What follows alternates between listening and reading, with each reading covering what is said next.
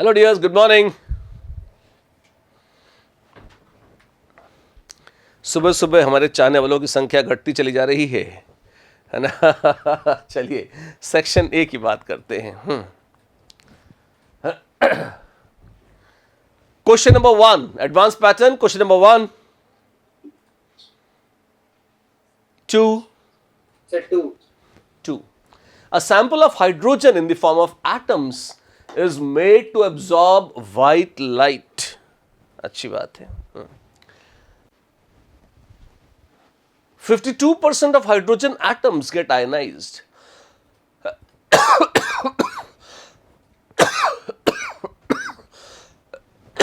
Sorry.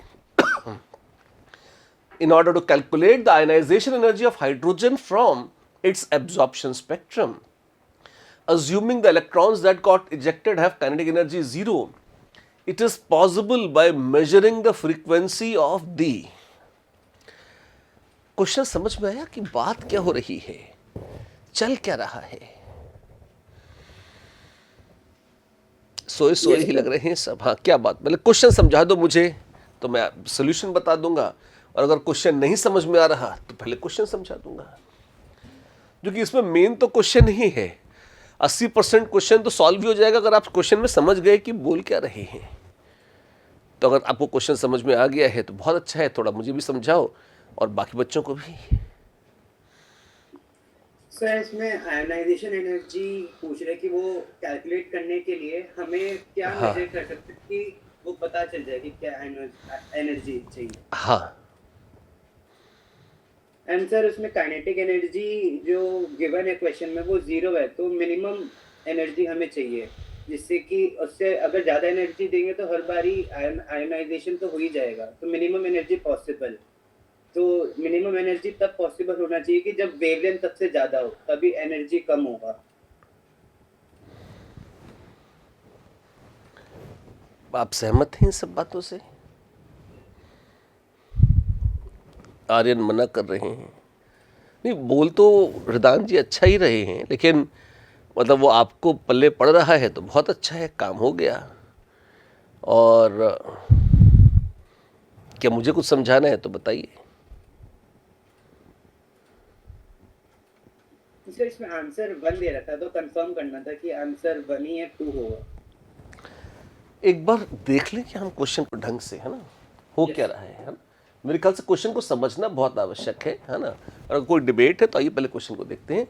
आपके पास एक sample है हाइड्रोजन का, यानी कि एक डब्बा है जिसमें हा हा हा हा करते हुए H एटम्स हैं, ठीक है। It is made to absorb white light, ठीक है। 52% of hydrogen atoms get ionised, ठीक। फॉर सम ऑब्सक्योर रीजन खाली 52% आयनाइज होते हैं। अब जो हो नहीं हो, अब ये 52% का क्या फंडा है, इसका कोई हिसाब किताब नहीं है। पहली बात तो वाइट लाइट में क्या क्या था। अगर सिर्फ विबग्योर था तो ध्यान रखिएगा, विबग्योर में इतनी ताकत नहीं होती कि, विजिबल लाइट में इतनी ताकत नहीं होती कि वो हाइड्रोजन एटम को ग्राउंड स्टेट से आयनाइज कर दे। तो या तो ये हाइड्रोजन एटम जो पहले से थे, ये पहले से ही एक्साइटेड स्टेट में थे, उसमें से कुछ मजे से इलेक्ट्रॉन निकल गए, और ये जो व्हाइट लाइट आपने शाइन करी है इसमें अल्ट्रावायलेट स्पेक्ट्रम के भी कुछ रहे होंगे फोटॉन्स, जिनको एब्जॉर्ब करके वो निकल गए। ये भी हो सकता है कि अलग अलग H एटम्स अलग अलग स्टेट्स में हो, कुछ ग्राउंड स्टेट में हो, कुछ n=2 में, कुछ 3 में, कुछ 4 में, शायद वी डोंट नो, कुछ भी हो सकता था, है ना। इस बारे में कोई सूचना नहीं है। लेकिन ये पक्का है कि जब इस पर व्हाइट लाइट गिरेगी, white light is a mixture of many wavelengths, तो कोई एक सिंगल वेवलेंथ तो है नहीं, और आप इसमें एब्जॉर्प्शन स्पेक्ट्रम देख रहे हैं, यानी कि आप देख रहे हैं कि कौन कौन सी वेवलेंथ एब्जॉर्ब हो गई, ठीक। Assuming that electrons that got ejected have kinetic energy 0, इसका मतलब जो बाहर निकले हैं उनकी तो काइनेटिक एनर्जी जस्ट 0 है। इसका मतलब जो फोटोन एब्जॉर्ब किया, कि energy of photon absorbed is equal to ionisation energy of H atom. अब वो n=1 2 3 4 जहां से भी थे उन सबकी अपनी अपनी आयनाइजेशन एनर्जी है। ये कैसे, कौन सी वेवलेंथ नापेंगे? अच्छा, जो एब्जॉर्ब हो रही है इसमें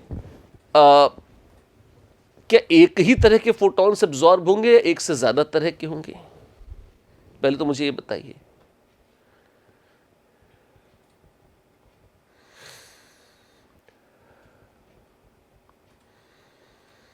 आर्यन बाबा, सर एक ही तरह के फोटॉन्स एब्जॉर्ब होंगे, व्हाइट लाइट। अगर एक मिनट, व्हाइट लाइट क्या होती है? Sir spectrum. अगर सनलाइट ले लेंगे, है ना, वैसे व्हाइट Yes, लाइट sir, कई तरह की हो सकती है, spectrum. मगर हाँ, तो वो व्हाइट, और फिर स्पेक्ट्रम की बात हो रही है, एब्जॉर्प्शन स्पेक्ट्रम, तो व्हाइट लाइट कोई एक यूनिक लैम्डा नहीं है, it's a mixture of many different photons. Yes तो वो बहुत डिफरेंट डिफरेंट फोटॉन्स हैं जो यहाँ से गुजर रहे हैं। अब हाइड्रोजन एब्जॉर्ब कौन से करेगी?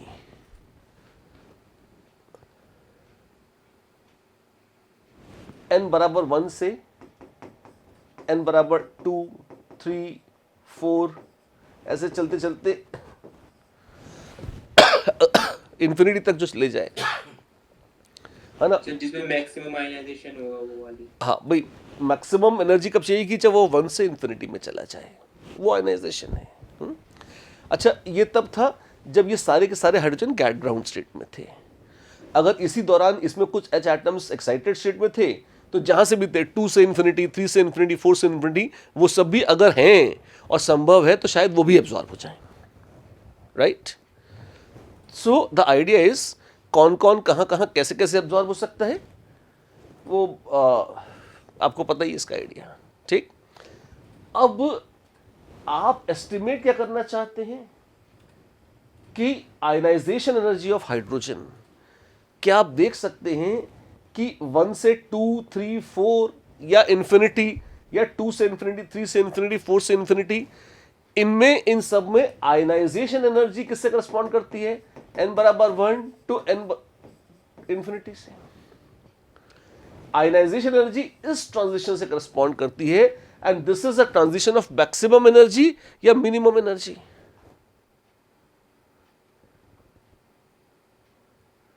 Maximum. This is maximum energy, which corresponds to minimum wavelength. तो जो लैम्डास, जो वेवलेंथ्स एब्जॉर्ब होंगी, वो कौन कौन सी होंगी? कुछ इससे कम की भी हो सकती हैं, ये वाली, लेकिन मैक्सिमम एनर्जी जो एब्जॉर्ब होगी वो 1 टू इंफिनिटी वाली होगी। इनकी जो मिनिमम वेवलेंथ एब्जॉर्प्शन स्पेक्ट्रम में शॉर्टेस्ट वेवलेंथ जो आप पाएंगे, that will correspond to ionization energy of hydrogen. ऐसे आ जाएगा। That makes sense? Ridhan? Yes, sir. चलिए, yes. Question number 3। Yes, sir. कोई है 3 का चाहने वाला? हाँ, sir. The nucleus of an atom is located at x बराबर y बराबर z बराबर 0। अच्छी बात है। If the probability of finding an electron in dx square minus y square orbital, अरे बाबा, in a tiny volume, ओ कहे काम से, at x बराबर a, y बराबर 0, z बराबर 0 is so much. What is the probability of finding the electron in the same size volume around x बराबर a, y बराबर a, z बराबर 0? ये कैसे करते हैं? ये तो सिखाया ही नहीं। नहीं, इसको ऐसे करिए, ये रटाया नहीं, है ना। लेकिन अगर आपको शेप ऑफ ऑर्बिटल्स याद है,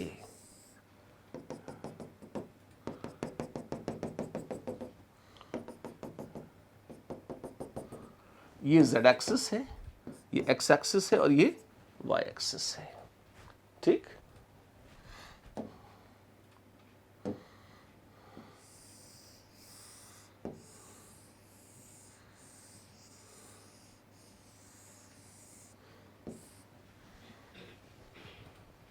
जैसे ये था। अब ये ऑर्बिटल जो मैंने बनाई है, ये कौन सी है? Sir dx square y minus y। ये अलोंग एक्स एक्सिस और वाई एक्सिस है, तो ये है D X square minus Y square. अब वो पॉइंट x बराबर a, y बराबर 0, अगर y 0 है और z 0 है और x बराबर a है, तो वो किसी इस यानी कि एक्स एक्सिस पर है ना, एक्स एक्सिस पर एट अ डिस्टेंस ए है, देख रहे हैं। और फिर बोला एक्स बराबर ए, वाई बराबर ए, जेड बराबर 0। इसका क्या मतलब हुआ बाबू? इसका मतलब हुआ कि x बराबर a इतना चला और ये इतना चला, और y बराबर a इतना, यानी कि वो यहां आ जाएगा बीच में। अगर आपको टेढ़े में समझ में नहीं आ रहा तो ऐसे देखिए, x और कोऑर्डिनेट्स की बात नहीं की थी सर, यहाँ पे वॉल्यूम के बारे में बात किया गया सर। अगर कोऑर्डिनेट होता तो वहाँ पे 0 आ जाता, बट स्मॉल वॉल्यूम होता तो it should cover some part of the room.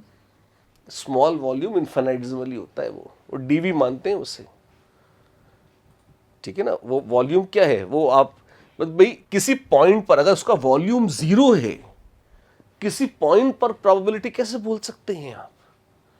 क्यों? जिसका कोई वॉल्यूम ही नहीं है, जहां कोई स्पेस ही नहीं है, वहां पे प्रोबेबिलिटी निकालने की कोई सेंस नहीं है, राइट? तो उस पॉइंट को ही बोलने की ये अदा है, in a small volume around this point, और वो वॉल्यूम मैथमेटिकली इनफाइनाइटेसिमल ही होता है। उसी के हिसाब से हम इसको देखते हैं, है ना। तो आपने एसेंशियली यहां पर कुछ प्रोबेबिलिटी स्टेट करी और अगले वाले पार्टिकल की पूछी कहां? यहां पे, इस जगह। तो यहां पर प्रोबेबिलिटी कितनी हो जाएगी? 0 हो जाएगी। क्यों? आप तो नोडल प्लेन पे चले गए, इसलिए। जो बहुत इमोशनल हो जाते हैं वो ये भी कह सकते हैं कि भाई अगर वॉल्यूम ज्यादा था तो क्या करते हम? वैसे तो वो कुतर्क ही है, पर उसके लिए भी उत्तर है कि वॉल्यूम ज्यादा था तो आधा इधर होता, आधा इधर होता, तो आधा प्लस था, आधा माइनस, राइट? तो कट कुटा कर वो भी 0 हो जाता। ये उसी स्तर की बात है जिस तरह के आर्ग्यूमेंट आप कर रहे हो। अदरवाइज तो सिंपल सी बात है, वो इन्फिनिटेसिमल वॉल्यूम की चर्चा होती है। और बिकॉज इन 0 वॉल्यूम इलेक्ट्रॉन कैसे रहेगा, तो आपको कुछ वॉल्यूम तो मानना पड़ेगा, इसलिए ऐसा लिखा जाता है। पर इसका मतलब पॉइंट ही होता है बस। Alright, yes sir. अच्छी बात है, अच्छा क्वेश्चन था ये। And then we have question number 4, 5, 6। अगला सेक्शन आ जाए। सर 6 का सर फोटॉन्स क्यों होंगे सर इसमें? सर फोटॉन्स तो मासलेस हैं। फोटॉन्स मासलेस हैं, दैट इज स्वीट, बट तो मॉडर्न फिजिक्स वाले भी बड़े इमोशनली बातें करते हैं कि मोमेंटम तो उनका भी होता है, एक रिलेटिविस्टिक मास मानते हैं फोटॉन्स का। मान लो फोटॉन्स की energy of photon rest mass 0 होता है। इज hc by लैम्डा, और इसी को अगर mc स्क्वायर से इक्वेट कर दें तो m is equal to h upon c lambda. ये क्या है? This m is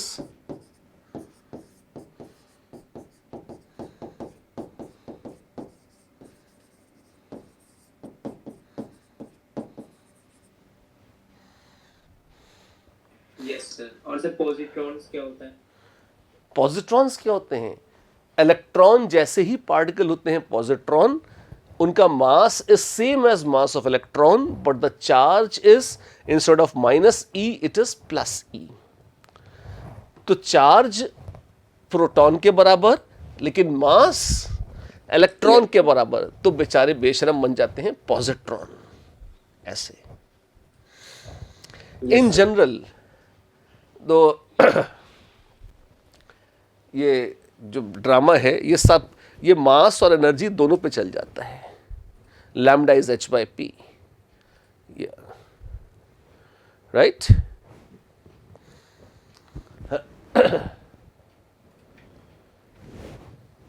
seventh, yes sir 7 sir यहाँ पे 2:1 एक आया, दूसरा वाला में डाउट। अच्छा, ऑप्शन 2 में डाउट है सर। ऑप्शन 2 आइए देखते हैं क्या है। What possibly can be ratio of the de Broglie wavelengths of electrons accelerated through 50 volts and 200 volts initially having same energy? तो मेरे पास है एक इलेक्ट्रॉन 1 और इलेक्ट्रॉन 2। इनिशियली था E0 और E0, फाइनल हो गया E0 प्लस 50 इलेक्ट्रॉन वोल्ट्स और E0 प्लस 200 इलेक्ट्रॉन वोल्ट्स। देख रहे हो? कोई दिक्कत? यस नहीं। अब मुझे ये पता है कि de Broglie wavelength lambda is h by p, और मोमेंट है ना, और kinetic energy is half mv square which is p square upon 2m, is root of 2 into mass of electron into kinetic energy of electron. Standard results हैं। Yes yes yes.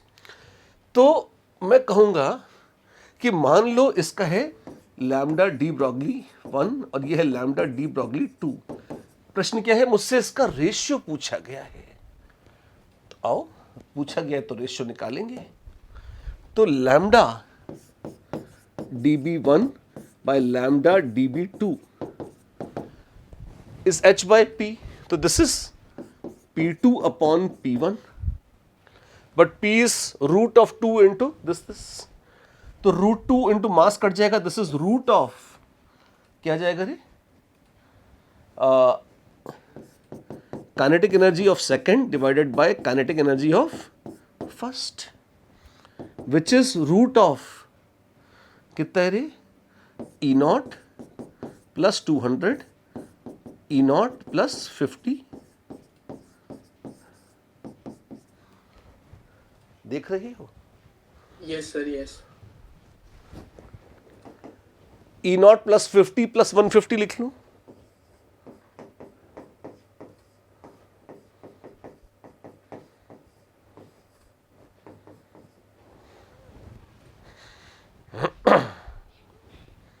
ठीक है, हाँ या नहीं? Yes sir. हाँ हाँ। वैसे तो चाहो तो बाइनोमियल एक्सपेंशन कर लो इसका, पर चलो छोड़ो, है ना, मैं नए शब्द यूज करके आपको टेंशन नहीं देना चाहता, भले आप फेमिलियर हो। अब इसमें E0 की रेंज क्या हो सकती है? इनिशियल एनर्जी कम से कम 0 और अधिक से अधिक इंफिनिटी हो सकती है। ठीक, यस यस। तो एक कह सकते हो E0 अगर कम होगी तो ये ज्यादा होगा, है ना।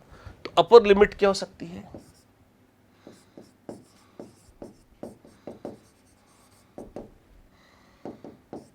E0 is equal to 0। ये 0 हो गया तो ये 150 अपॉन 50 कितना होता है? 3। 3 प्लस 1 4, 4 की रूट 2। तो ये आ जाएगा रेशियो इज इक्वल टू 2। हद से हद ये रेशियो कितना हो सकता है? 2। यस सर, ये तो कर लिया। लोअर लिमिट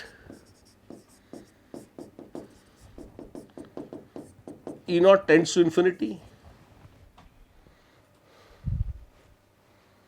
यस सर, समझ गए। 1 से लेके 2 के बीच हाँ। में रहेगा। तो रेशियो इसको 1। तो इसका मतलब ये जो आंसर है, प्रश्न क्या था? What possibly can be the ratio? The ratio can be any number between 1 to 2। और सर समझ गए। और इंफिनिटी तो कुछ होता नहीं है, तो वैसे भी 1 तो इसका open ended, it's like 1 to 2 ऐसा रह सकता है यूजुअली, है ना। तो देख लो कौन फिट हो रहा है। ऑप्शन 2 10:7, ये तो 1 से 2 के बीच में ही है, और 2 तो 2 ही है, तो यस, इसलिए राइट। सर यहाँ पे थ्योरेटिकली सर इलेक्ट्रॉन की एनर्जी इंफिनिटी मानना थोड़ा सा सर, मतलब सर ये बस हमने कैलकुलेशन पर्पस के लिए सर मतलब माना है ना सर, मतलब क्योंकि सर इनफिनिट एनर्जी होनी है एक इलेक्ट्रॉन की।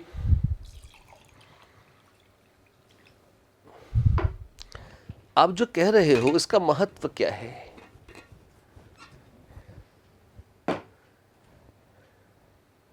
मतलब ठीक है, आपकी बात ज्ञान से समृद्ध है, और ये वही है जो मैं जस्ट 10 सेकंड पहले बोल के चुका था, है ना। लेकिन इस क्वेश्चन में इस तरह का आर्ग्यूमेंट देकर आप सिर्फ घाटे में ही रहोगे ना। आपको तो रेंज निकालनी है, तो रेंज कैसे निकालोगे आप? हाँ हाँ सर, ठीक है। गणित में दिन रात करती हो ये सारे काम ना।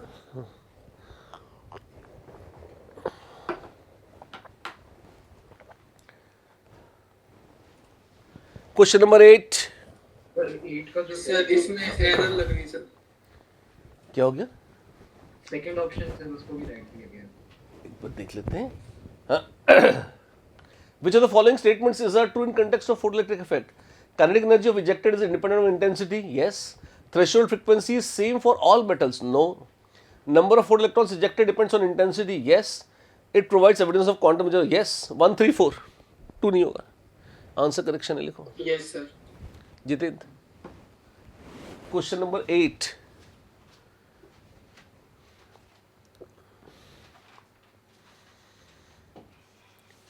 क्वेश्चन नंबर 8 आंसर है 1, 3, 4।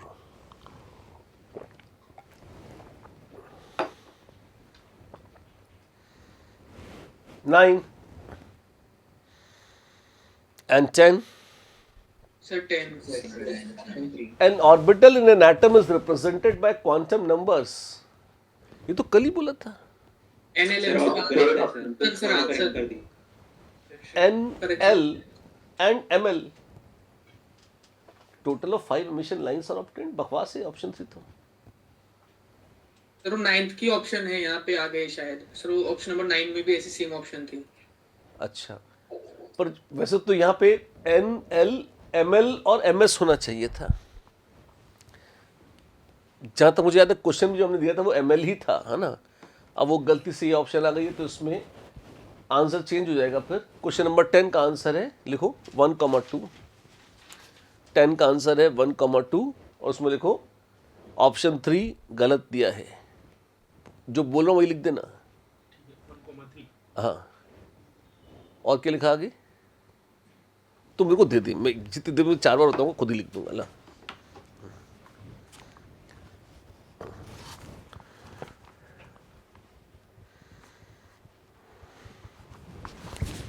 हाँ जी, फिर विद्यार्थियों का मनोरंजन होता है ऐसी बातों से। खैर 11। यस सर 11 बता दीजिए। ये पुराने अच्छे क्वेश्चंस में से है, बहुत popular. O2 undergoes photochemical dissociation. This is the question which is based on the rarest of rare. What? Common sense. Yes. कोई महान थ्योरी नहीं है, सिर्फ प्लैंक की सस्ती क्वांटम थ्योरी है और कुछ नहीं है, पर फिर भी पूछा जाता है हमेशा ये। फोटोकेमिकल मतलब लाइट पड़ी, तो O2 में लाइट पड़ी और उसमें वो O और O स्टार में टूट जाती है, ठीक है। If O star has 1.967 electron volt more energy than O, ठीक है, and the normal dissociation of O2 is so much. अच्छा, O2 से अगर 2O बनती है तो एब्जॉर्ब होते हैं कितने? 498 किलो जूल पर मोल। What is the maximum wavelength in nanometer effective for photochemical dissociation of O2? अच्छी बात है। 1 मोल O2 को डिसोसिएट करने के लिए अपने को मांगता है कितना? 498 किलो जूल्स। इसका मतलब 498 किलो जूल्स। अब इसको इलेक्ट्रॉन वोल्ट्स में कन्वर्ट कर लो, कैसे करोगे? सर मल्टीप्लाई कर देंगे 1.6 into 10 to the power 9। This divided by 6.023 into 10 is to 23 इतने हैं जूल्स पर मॉलिक्यूल, और दिस इंटू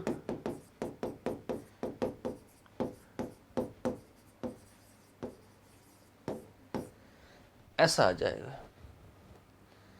देख रहे हो, मोल का एवोगैड्रोस नंबर मत खा जाना, वो खा गए हो तो दुख होगा। ईश्वर हमारी रक्षा करें। यह आ जाएगा 498 अपॉन 6.023 इंटू 1.6 और gandhi.com में क्या है ये इंटू 10⁻⁻1 इतना आ जाएगा, इतने इलेक्ट्रॉन वोल्ट्स। एक कैलकुलेशन शायद करनी पड़ सकती है वैसे तो 16 6 96 छी छी। सर वो मैं देख लूंगा, बस बता दीजिए कैसे होगा एल्गोरिथम। हाँ एक रफ नंबर निकाल देते हैं क्योंकि उस नंबर का महत्व हमें चाहिए का। इसको हम 50 मान लेते हैं और 96 को 100 मान लेते हैं। तो अगर ये 50 और ये 100 है तो 0.5 0.49 पकड़ लो।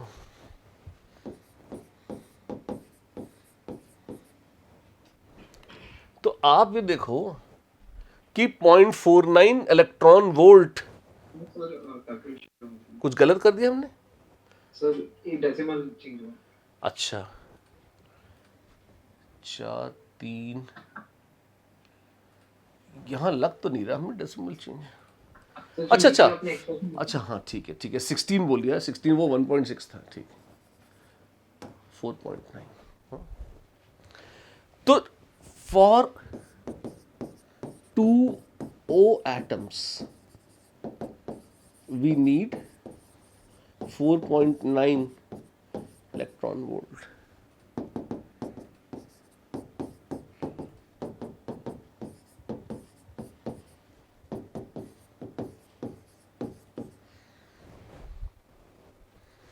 तो एक O के लिए चाहिए कितना? 2.45 और दूसरे को 1.967 एक्स्ट्रा चाहिए। ऐड कर दो 1. ये लगभग 2 ही पकड़ो तो ये लगभग हो जाएगा कितना? 4.45 electron volt.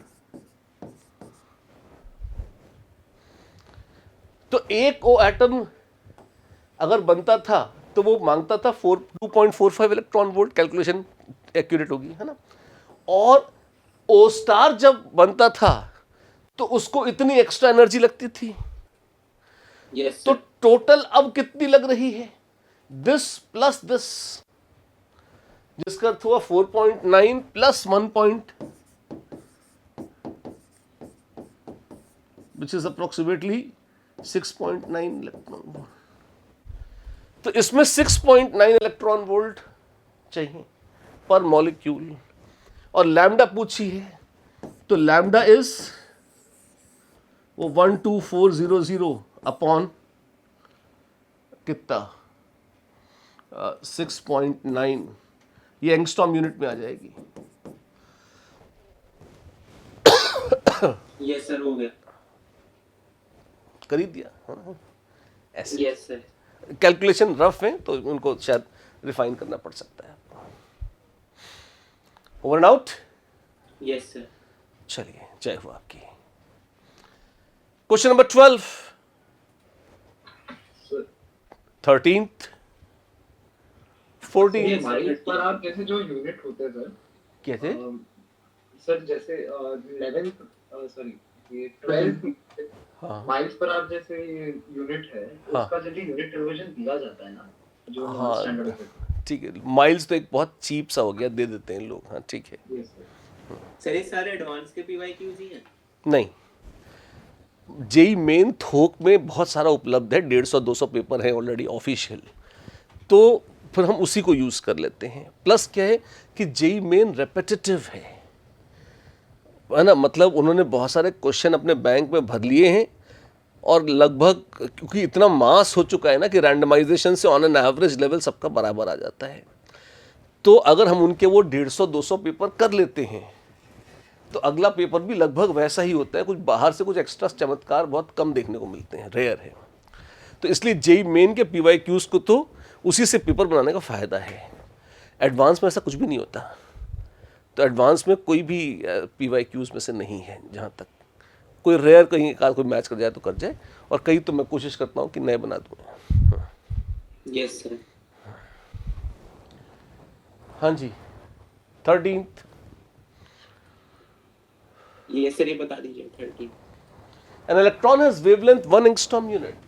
The potential in volts by which the electron is accelerated will be nearly. इस तरह के क्वेश्चन में आपको ये मानना पड़ेगा कि शुरू में इलेक्ट्रॉन की काइनेटिक एनर्जी लगभग 0 थी।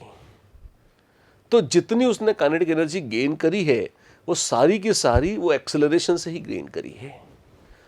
ठीक, तो वेवलेंथ है कितनी? Lambda is 1 angstrom unit.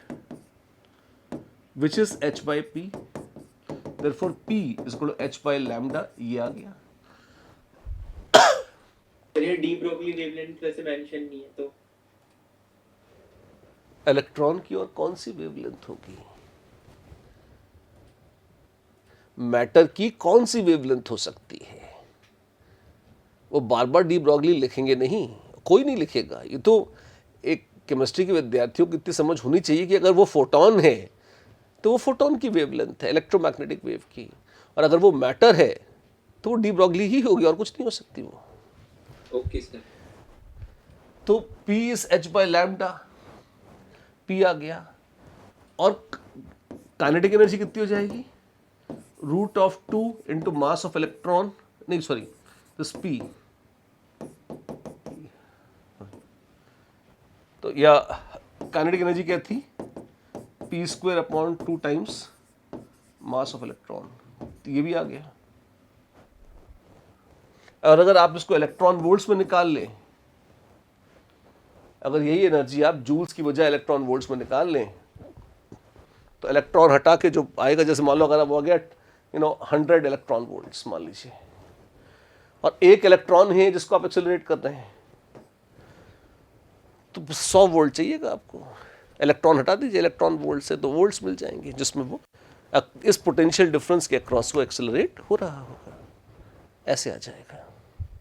Yes sir. ठीक है. 14th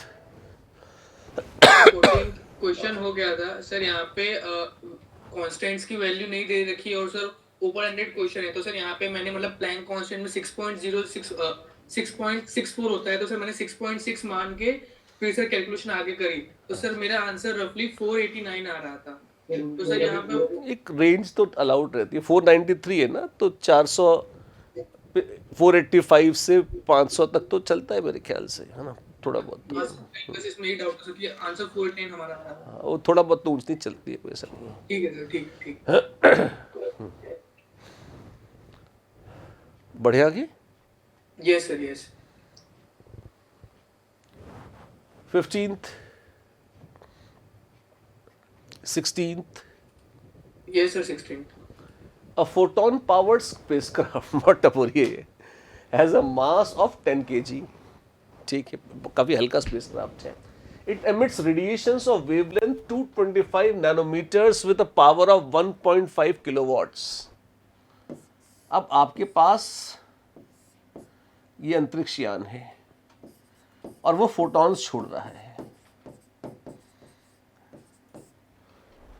आप इसमें वो सस्ता law of conservation of momentum लगाएंगे, क्योंकि जितना मोमेंटम फोटॉन्स का है इस दिशा में, उतना ही मोमेंटम इस बॉडी का हो जाएगा इस दिशा में. And P how much? Momentum of photons is h by lambda into n, where n is number of photons. ठीक. अच्छा अच्छा, अब 1.5 किलोवाट्स, तो this is number of photons per second, है ना. तो ये भी एक तरह से rate of change of momentum आ जाएगा. And rate of change of momentum is nothing but force, right. Yes. और उस फोर्स पर मास दे रखा है नालायक का 10 किलो, तो उससे उसका एक्सेलरेशन निकाल सकते हैं आप चाहें तो. और अगर शुरू में 0 पे था तो कितनी स्पीड वो प्राप्त कर, u 0 है और v बराबर u plus A T, time t दे रखा है. a निकालना है, a is nothing but f by m. Force कितना है? मोमेंटम ऑफ फोटॉन्स इतना है, और इतना ही हो जाएगा momentum imparted to the spaceship. और दिस बाय डेल्टा टी कर लेंगे तो आपके पास वो rate of change of momentum वाला मामला आ जाएगा. तो this is how much?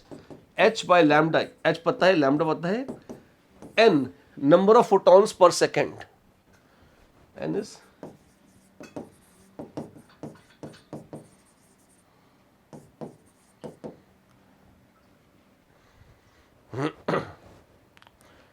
now energy क्या होती है?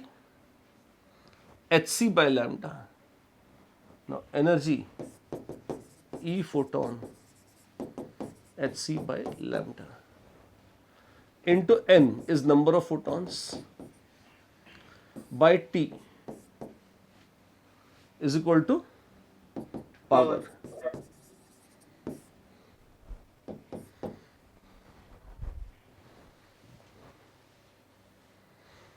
अब ठीक है? Yes sir yes. तो ये पावर आपको दे रखी है यहाँ पे,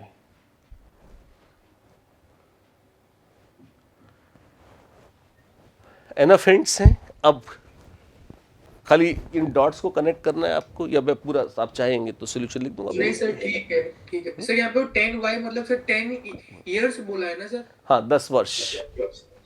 ठीक है सर।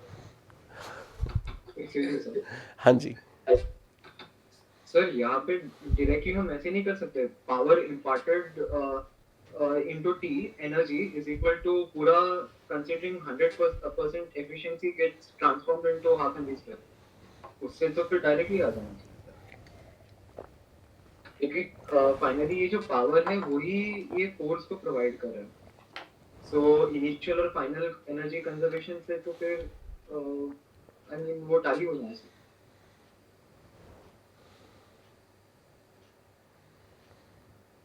चल जाएगा। मतलब ये आपकी बात मोटे मोटे तौर पर सुनने में ठीक लग रही है, पर अगेन क्योंकि देखो फिजिक्स का अभ्यास मेरा 30 साल पुराना है, तो मैं तो बेसिक से शुरू करके कर लेता हूँ, पर आप बीच में उसको जंप कर सकते हो, तो मैं उसे हाँ या ना इसलिए नहीं करूँगा क्योंकि मुझे उस चीज़ को कंप्यूट करने में हो सकता है 1 मिनट लग जाए। आप उससे कंफर्टेबल हैं, आपके प्रवाह में, और आपको लगता है ठीक है तो कर लीजिए, मुझे कोई आपत्ति नहीं है। राइट? ठीक। Yes 17th Done. जयराम जी की। अच्छा एक चीज़ और है ना, मार्क्स कब के? अच्छा अभी तो नहीं आए मेरे पास। ढंग से एक बार करिए एटॉमिक स्ट्रक्चर, क्योंकि हमारा ऐसा टॉपिक है जिसमें हम चाहते हैं कि जो हमारा जनवरी का जेई मेन है इसका क्वेश्चन हमारा गारंटी पूर्वक सही हो। तो मेक श्योर कल के टेस्ट की आप अच्छे से तैयारी करिए, वहाँ पे गड़बड़ नहीं होनी चाहिए, है ना। और जितना अच्छे से थ्योरी रिवाइज कर सकते हैं, तैयारी कर सकते हैं, करके इस टेस्ट को आप दीजिए। We want to make sure. इसका अगला चैप्टर फिर हमारा काइनेटिक्स भी है ना इस बार शायद। Is kinetics a good idea or should be push this for a different date and take something else? नहीं सर, काइनेटिक्स अच्छा है सर, अभी ठीक कर है। लिया अभी हो जाएगा। अच्छी बात है, ठीक है। जय हो आपकी। चलिए फिर मिलते हैं अगली बार। नमस्कार।